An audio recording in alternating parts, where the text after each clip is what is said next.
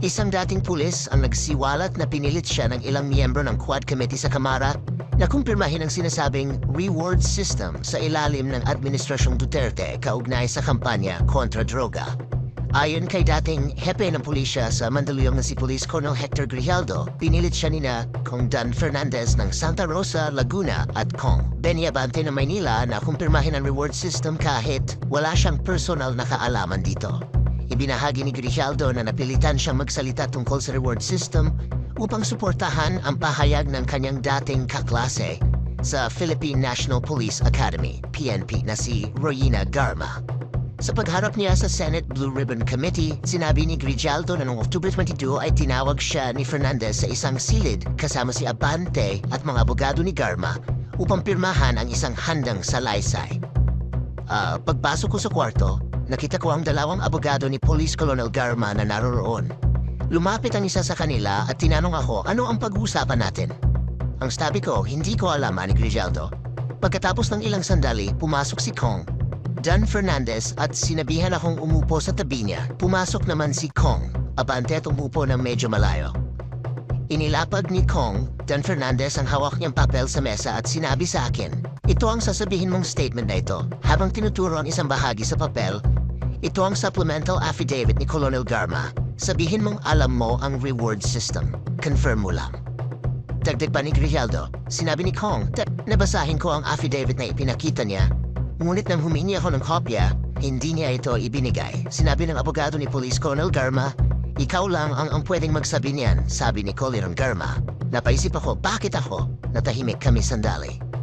Sa pahayag ni Garma sa Quadcom, mayroon umanong cash reward na ibinibigay sa bawat kaso ang pagpapatay sa kampanya kontra droga. Bukod dito, sinabi rin ni Grijaldo na sinubukan siyang himukin ni Abante na sundin ang kanilang hinihingi.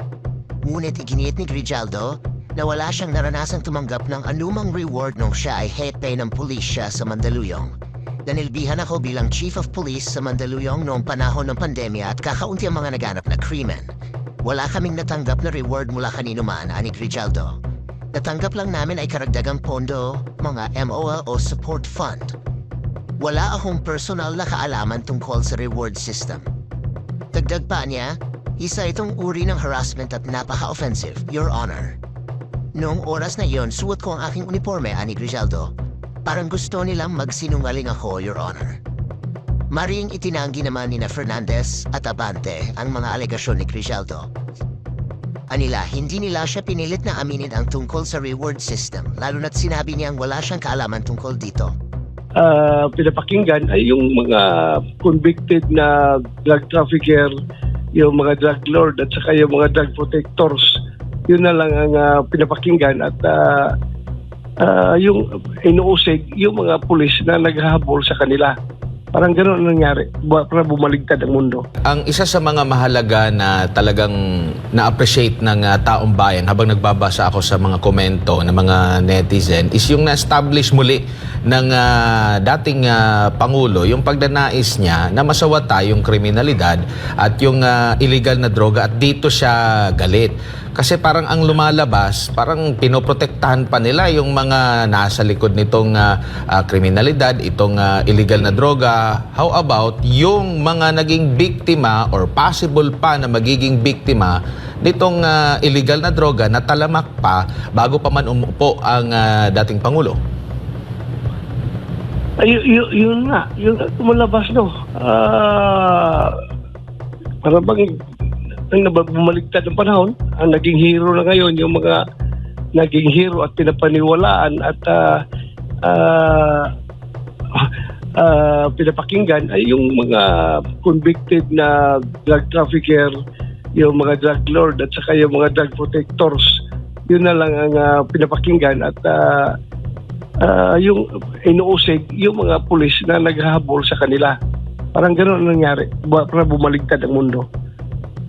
Doon naman kay Colonel Espinido po, Senador, parang nag-iba yung kanyang, meron ka bang napansin na pagkakaiba doon sa kanyang mga pahayag sa Quadcom dito sa Senate hearing? Yes, kaya nga, nawalan akong gana kasi gusto ko nga sana siyang pitpitin ng husto tungkol doon. Kaso lang, I was holding back my punches dahil nga wala pa yung I need the appearance of Kerwin Espinosa at si Ronnie Dayan para pagbabangga-banggain, pag-untog-untogin natin yung kanilang statement patungkol doon kay Dilima. Kaso lang, wala, hindi sila sumipot. At yung kanyang revelasyon kahapon na sinasabi niya na walang yung patayan ay nangyayari kapag lumaban lang ang mga kalaban. So parang ini-withdraw niya yung statement niya in effect doon sa kanyang, yung statement niya doon sa Quadcom. Parang ganun ang lumalabas. So sige lang, papalo upin natin yan na next hearing. Kasi si dating Pangulong Rodrigo Duterte, consistent naman, nabanggit nga ito ni Senadora Coco Pimentel na sa kanyang mga pronouncement, sasabihin niya patayin, pero sa dulo or sa kalagitnaan ng kanyang mga statements, sinasabi pagmanlaban. Walang pagbabago po mula noon hanggang ngayon, pati yung mga dating PNP chief, pati na rin si Colonel Espinido, ganito rin yung mga sinasabi. Papatayin or kung manlalaban kaysa sa maunahan, di po ba, Senador? Yes, totoo 'yun. Totoo 'yun.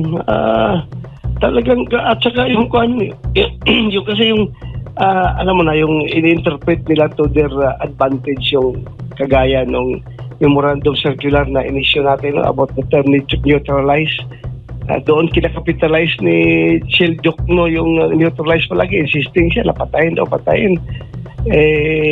Ilang beses natin in-explain yan na hindi lang patayan yan, yung neutralize, ibig sabihin yan, aristuhin, pasurinderin, kasuhan, ikulong, at pwede mangyari ang patayan kapag sila ng laban at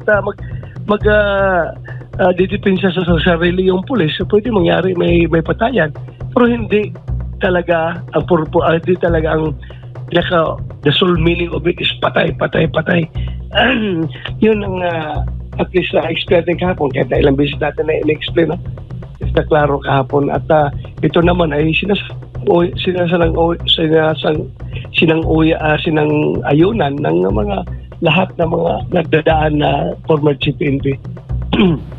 And nakikita ng taong bayan based sa mga komento na yung pagkakamiss nila sa estilo ng pamumuno, lalo na ngayon na balik na naman, sabi ng mga taong bayan, ang illegal na droga, natatakot na naman sila, yung kriminalidad nandyan lang sa tabi, at yung mga pronouncement ng dating Pangulo na matapang kontra dito sa kriminalidad at illegal na droga, yun yung hinahanap nila po sa kasalukuyan. Makita mo, kahit na binabawalan yung mga tao doon kahapon sa gallery sa gilid ng session hall na binabawalan na pumalakpak, ay hindi mapigilan ng mga tao. Kahit na mismo mga empleyado na yun ng empleyado ng Senado yun, alam nila yung rules doon sa session hall na bawal pumalakpak. Pati mga waiter nga na nagsiserve ng pagkain doon ay napapalakpak rin. Kaya nga nakita mo yung feeling ng ordinaryong tao towards the war on drugs, at saka yung kanilang paghanga at pagmamahal kay dating Pangulong Duterte. Hindi lang mapipigilang pumalakpak kahit ilang beses na silang sinusuway ay yung pinagbabawalan ng Sergeant at Arms. Diyan mo nakikita ang totoong pulso ng masa. Opo. Doon sa naging pahayag naman ni Senadora Leila de Lima na medyo na po na rin ni Senador Jinggoy Estrada, kasi nga nasa CHR siya dati, and to the point naging parte siya ng gabinete ng Aquino administration kung saan siya pa ang kalihim ng Department of Justice na may malawak na kapangyarihan para maimbestigahan ito lahat. Ang pinagtataka lang natin, dahil hanggang kahapon ay talagang consistent siya na talagang may ginawang masama ang dating Pangulo, pero nung nasa katungkulan pa siya, nasa pamumuno pa siya, may kapangyarihan pa siya, wala naman siyang napatunayan. Paano po kaya yun? And considering abogado rin siya, pwede ba yan na wala naman siyang na-produce na talagang matibay na mga ebidensya after ng mga ilang taon, tapos consistent pa rin siya at tila ang kanyang pinalalabas na talagang merong ginawang kasalanan ang Duterte administration? Kaya nga siya nasita ni Senator Jinggoy, no? For how many years? Ang haba ng panahon na nagdaan nung siya ay nasa power. Wala man lang siya na-file na kaso kahit isa laban kay Pangulong Duterte. So, lumalabas, nakagaya rin siya. Parang pareho lang siya doon nung pare no, na representa ng data kahapon na parang propaganda. Hanggang propaganda lang kayo. Wala kayong ginagawa na para mabigyan ng hustisya yung mga namatay ko noon na kiniklaim ninyo na kawawa ng mga biktima, gano'n. Pero hanggang lip service lang pala kayo. Hindi nyo ginagampanan yung inyong mandato, hanggang propaganda lang kayo. Parang gano'n ang lumalabas.